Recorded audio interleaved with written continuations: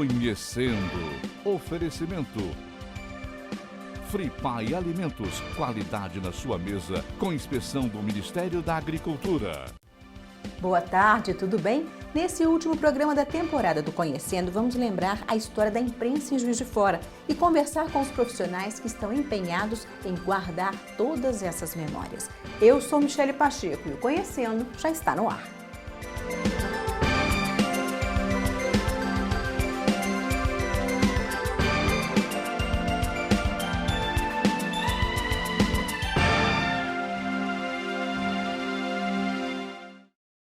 O cuidado com a sua saúde começa na seleção dos animais. Nossa produção é feita com respeito ao meio ambiente e alta tecnologia. O controle de qualidade é rigoroso e tem inspeção do Ministério da Agricultura. O transporte climatizado garante a confiança e a qualidade na sua mesa. Fripai Alimentos.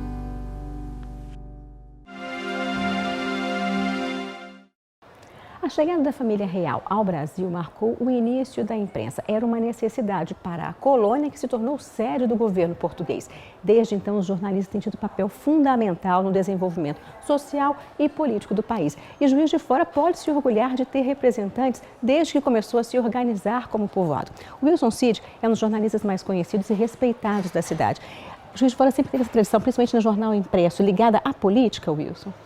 Realmente, a história da imprensa de fora se coincide, é muito coincidente com a história da política. Elas sempre andaram muito juntas, até porque naqueles velhos tempos em que nós não tínhamos televisão, não tinha rádio, e os locais de tribuna de debate político eram muito distantes, era preciso que houvesse um jornal para defender as ideias. Isso você vai encontrar lá no jornal de maior prestígio do final do século XIX, foi o Farol, né? Mas também por volta de 1886 surgiria aquele que a gente pode considerar que foi o primeiro jornal, de fora o Constituinte, como o próprio nome indica, para defender uma nova Constituição no final do Império, né? E a partir daí, e você vai encontrar exemplo principalmente no Diário Mercantil, de 1912, com Antônio Carlos e João Penido, filho, você vai perceber que ainda ali o que alimentava a existência do jornal, e o jornal alimentava uma ideia política, era exatamente uma proposta de reformulação política, né? O Diário Mercantil foi muito claro nesses objetivos e depois dele quase todos os jornais da cidade eram com esse objetivo. Quando você trabalhava na imprensa escrita, quais eram os maiores desafios, quais as maiores coberturas que você considera ter participado? Olha, eu vivi nos primeiros anos da imprensa escrita, eu vivi uma experiência interessante, porque nós estávamos numa fase de transformação industrial muito grande. Estávamos deixando aquela época da impressão no chumbo, né, das linotipos, e passar logo em seguida para o offset, uma transformação industrial que teve repercussões muito grandes, né? A gente observa, por exemplo, o seguinte: o jornal na impressão gráfica, tipográfica, é um jornal que podia ser mexido e alterado até meia-noite, mas quando chegou o processo industrial, ocorreram limitações muito interessantes. Eu vou te dar um exemplo aqui. No dia que houve aquele acidente que morreu a princesa Diana, 5 horas da tarde, os jornais já estavam fechados. Os jornais de domingo não deram notícia, só na segunda-feira que dariam. A televisão e o rádio é que cobriram fartamente esse acontecimento. Mas então é isso, esse foi um dado muito interessante, viver essa experiência de transformação. Outra coisa é ter vivido a época do Diário Mercantil, que tinha um prestígio imenso na cidade. O Diário Mercantil significaria, naquele tempo, o que hoje são as grandes redes de televisão, né? Muito poder de influência. Agora, quanto a mim profissionalmente, é interessante que as atuações que mais me motivaram, que mais marcaram a minha presença, foi exatamente no rádio, não no jornal, né? Por exemplo, quando, em dezembro de 62, em Niterói, o Zé Carlos Guimarães e eu transmitimos o incêndio do circo de Niterói, que produziu aí, só na hora, 300 e tantas vítimas, né? A maior tragédia circense de todos os tempos, no mundo inteiro. E o fato de estar ali presente significou para a gente uma imagem incrível, nunca perdida. Uma outra experiência muito grande, muito interessante que eu guardei foi uma entrevista exclusiva, uma sucessão de entrevistas, de depoimentos que eu tive com o Luiz Carlos Prestes, que foi a figura legendária, o Cavaleiro da Esperança, a figura legendária do Partido Comunista e da coluna Prestes, né? Como que foi trabalhar? Muito se fala da ditadura, do cerceamento à informação, da crítica à imprensa, da perseguição aos jornalistas. Como que foi trabalhar nesse período? Eu acho que há dois divisores aí. Quando o golpe foi flagrado no dia 31 de março de 64, até por interesse do Comando Revolucionário, nós tivemos uma liberdade absoluta em relação ao comando da 4ª Região. Eu mesmo estive lá pessoalmente com o comitê de imprensa, ficamos 2 dias lá e podendo ouvir todas as ligações telefônicas, conhecendo todos os comunicados, as ordens de prisão, enfim, todas as atividades daquele momento. Mas a coisa de censura ia se agravar depois em 68, sobretudo com o advento do Ato Institucional número 5, que aí então as liberdades foram definitivamente cerceadas, né? O problema básico da censura é que ele, além de tornar refém a liberdade de imprensa num momento grave, de acontecimentos graves, ele deixa marcas, ele deixa feridas insanáveis na carreira de todos os jornalistas. Bons parceiros no rádio. Bons parceiros no rádio aqui, porque quando eu cheguei no rádio, eu comecei em fevereiro de 1957, eu ainda não tinha 17 anos. Eu assisti ao final convencionalmente se chama os anos dourados, final dos anos dourados, mas ainda pude conhecer gente muito importante. Raimundo de Oliveira, Natália Luz, Heitor Augusto Eri Guimarães, Zé Carlos Eri Guimarães, Leonardo Malta, Valmir Campos, Walter C. Matos, todo esse elenco de jornalistas de primeira qualidade aqui, Dolar Thanos, esses jornalistas todos eu conheci assim diretamente e aprendi muito com eles, né? Aprendi muito com eles. Depois do intervalo, vamos conversar com os jornalistas Flávio Lins e Cristina Mussi, que imortalizaram em livros parte dessa história.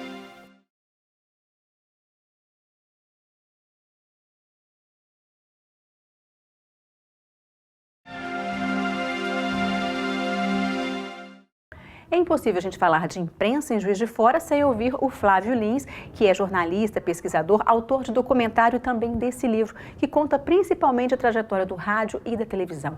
Qual o papel da imprensa na formação dessa história toda? É importante a gente falar que Juiz de Fora foi a 3ª cidade mais industrializada do país na passagem do século XIX para o século XX. Era São Paulo, Rio e Juiz de Fora. Então isso era um diferencial. Juiz de Fora já vinha durante todo o século XIX, também o século XX, publicando muita coisa. Eram muitos jornais e muitas revistas saindo simultaneamente. Isso tudo vai fomentar essa imprensa aí que vai surgir aqui com muita energia, o que vai resultar, obviamente, no rádio e na televisão, que vai se entrelaçar. E quando surge a ideia da TV Mariano Procópio, muito bem, essas pessoas todas vão trabalhar, pessoas do rádio vão para a TV, da TV vão para o rádio, então era bem bacana. A TV também é uma das pioneiras, né, do Brasil. Pesquisas indicam que é isso mesmo, né, que a TV Mariano Procópio teria sido a primeira emissora do interior,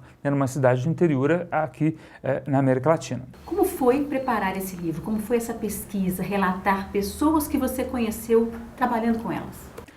Isso foi uma delícia, né, Michele? Isso aqui foi uma honra, porque eu também trabalhei alguns anos aqui na TV Tiradentes, que foi uma emissora também, assim, que teve uma vida curta, né? Existiu de 90 a 99, acabou. E muitos desses profissionais que trabalharam nas primeiras transmissões, principalmente o Zé Carlos Eri Guimarães, trabalhou também na TV Tiradentes. Então tive a oportunidade não só de trabalhar, como de me tornar amigo de alguns deles.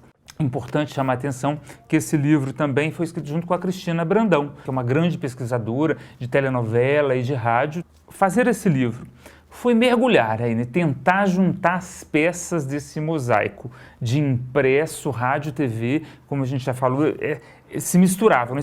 Principalmente nos diários associados, porque era muito normal, ele era dono de tudo, ele era dono da rádio, dos jornais, do Diário Mercantil e Diário da Tarde, e quando surge, né, e ele dá início à primeira emissora. Desde o início, desde 1950, quando foi inaugurada a TV Tupi, o Chateaubriand já tinha manifestado o desejo de criar uma emissora de televisão em Juiz de Fora. Por quê? Juiz de Fora ainda gozava de um certo prestígio. Aí a gente vai falar, tá, a TV Mariano Procópio só vai tomar forma na década de 60, mas aí a gente tem que falar de um programa sobre Juiz de Fora. O primeiro programa sobre Juiz de Fora que aconteceu na televisão foi em 1959. Em 1959, na TV Continental do Rio de Janeiro, estreou o programa chamado Depois das Montanhas. Era um programa apresentado pelo colunista social Décio Cataldi, juntamente com José Carlos de Leiry Guimarães, que tratava sobre Juiz de Fora, um programa no Rio, que era transmitido para o estado do Rio, e o sinal chegava aqui. O Juscelino queria transmitir a inauguração de Brasília para todo o país. Então, para isso, eles vieram instalando pontes, né, com instalações de micro-ondas, desde Ribeirão Preto, passando pelo Rio de Janeiro, passando por Belo Horizonte, Juiz de Fora até Brasília. E o que acontece? Quando instalava uma antena dessa, você podia... o sinal podia passar por aqui, mas você podia não só receber, mas também transmitir. Então, o que eles descobriram? Opa, peraí, é agora, vai nascer a TV, agora que vai sair a TV, porque aqui se instalou uma antena. Aí eles fundaram uma empresa, TV Mariano Procópio S.A., e fizeram um programa especial. Veio o caminhão da TV Itacolomi, a TV Itacolomi tinha um caminhão de vivo muito grande, transformaram o salão do Clube Juiz de Fora num estúdio de TV, e foram quase 24 horas de transmissão, beleza, e era a inauguração da primeira emissora Juiz Forana, seria como inauguração. Mas na realidade, de fato, não era, porque ela não tinha concessão. Aí que começa um protagonismo que, assim, que foi criado em Juiz de Fora, um formato de telejornal que até hoje não existe nenhum parecido. O Rubens Furtado criou, juntamente com o Wilson Cid, né, e o Jorge Cury, o Telefotojornal. Então, faltando 15 minutos para o Repórter S, me parece, é um pouquinho antes, eu acho que é isso, eles cortavam o sinal da Tupi e entrava um locutor em off, ao vivo, e aquela sequência de fotos. Era o Telefotojornal. E isso era um sucesso. A jornalista Cristina Mussi faz parte da história da imprensa em Juiz de Fora e já tem 3 livros publicados sobre o assunto. Eu sempre achei que o jornalista tem uma tarefa assim, muito especial em termos de relatar a cidade, de contar a história da cidade, fazer quase que crônicas, né, diárias da cidade. Algumas com uma dose maior de subjetividade, opinião, outras com mais objetividade e informação. E isso sempre me fascinou muito. Resgatar, de certa forma, a história de jornalistas, né, que narraram a cidade, contribuíram para ter uma visão, uma interpretação da cidade, dos seus costumes, das suas sociabilidades. Isso sempre me atraiu muito. Então, no primeiro livro, que é resultado basicamente da minha tese de doutorado, eu resgato em especial a história de pessoas que colaboraram, né, no suplemento do Diário Mercantil, o Prosa e Verso, mas muitos deles não eram nem jornalistas, eram estudantes, como José Paulo Neto, Nilo Batista, e eles escreviam como colaboradores mesmo, nesse suplemento que era distribuído para os leitores aos domingos. E eu resgato muito esse clima da história cultural da cidade nos anos 60 e 70 através de um jornal impresso, né? Depois, no Memórias Possíveis, né, eu já trabalho com a questão da televisão, que é o ambiente no qual eu sempre me senti mais à vontade. Então, através dos jornalistas, dos radialistas de TV, tentar também contar como essa televisão regional, né, relatou a própria história da cidade, desse espaço urbano. E nesse último livro, né, que eu lancei esse ano como coautora, junto com uma aluna minha, né, que estava fazendo o mestrado, a gente já estuda o cineclubismo, quer dizer, então é uma maneira de pensar como é que as pessoas, desde 1957, as pessoas que tinham paixão pelo cinema, se reuniram para discutir cinema, estudar cinema, exibir filmes que não apareciam no circuito comercial e com isso também criaram núcleos de sociabilidade aqui em Juiz de Fora, quer dizer, os relatos dessas pessoas, a gente trabalha muito com depoimento, que tem um pezinho aí, uma referência na história oral. A gente procura ver que cidade é essa, que pessoas, que jovens eram esses, que aprendiam o mundo, né, percebiam o mundo através dos filmes, né, e muitos deles não exibidos, né, nesse circuito comercial, mas que através principalmente da cinematografia francesa, né, da Nouvelle Vague francesa, eles conseguiam ter um acesso ao que era discutido mundialmente, numa época em que a gente não tinha internet, não tinha nada disso. Então, eu acho que esses 3 livros, eles servem, de certa forma, para pensar a cidade através das imagens, né? Ou através daquelas pessoas que fizeram imagens, elaboraram histórias sobre Juiz de Fora através de filmes, de vídeos e também da televisão, né? Daqui a pouco a gente volta para falar dos projetos de preservação da memória da imprensa em Juiz de Fora.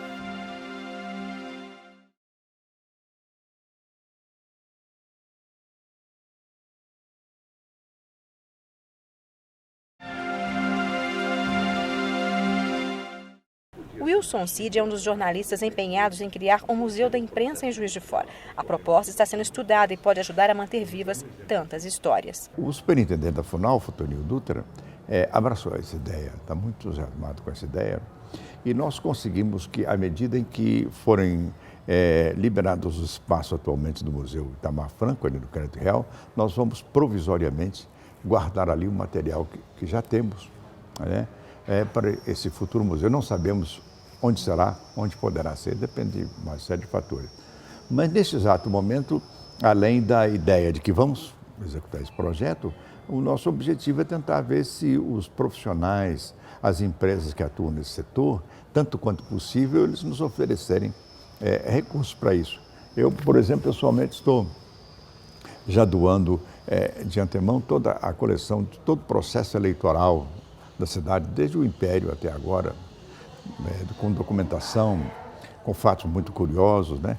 E, por exemplo, em 1965, nem toda a cidade sabe, mas em 1965, o Tribunal Regional Eleitoral mandou que as urnas fossem retiradas da Casa de Itália, sob o pretexto que se tratava de um móvel estrangeiro. Não podíamos ocupar ali. Poucas pessoas sabiam disso. Quando a gente fala em preservação da memória da imprensa em Juiz de Fora, não dá para deixar de conversar com o professor Márcio Guerra. Professor, eu vou pedir que o senhor fale um pouquinho da sua trajetória no rádio, no jornalismo.